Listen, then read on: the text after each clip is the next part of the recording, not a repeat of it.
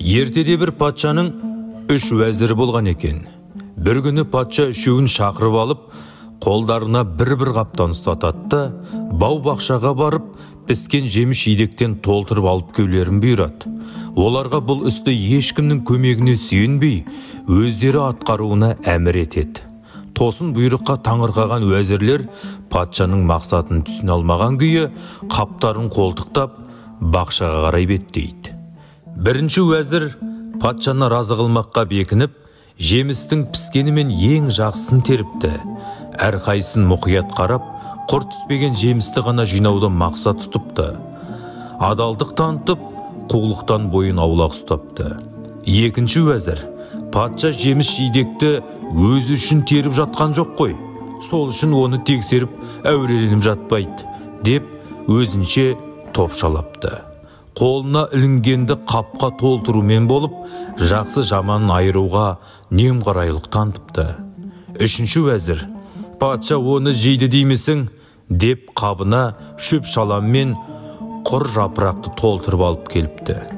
Келесі күні патша 3 уәзірді де қолдарындағы қаптарымен бірге 3 айға бөлек-бөлек түрмеге қамауға бұйрық шығарады. Оларға сырттан су, тамақ кіргізуге тыйым салады.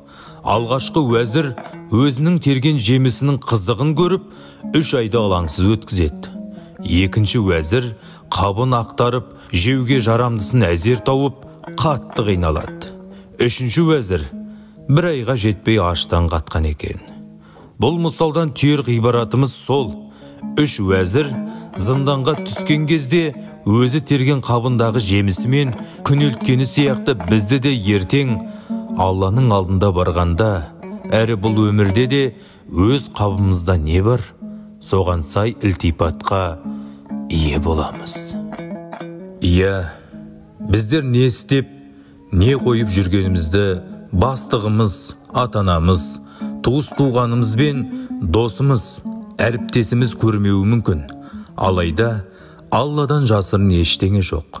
Жоғардағы мысалда келтіргендей, біз қазір дүние дейтін алып бақтың ішінде жүрміз.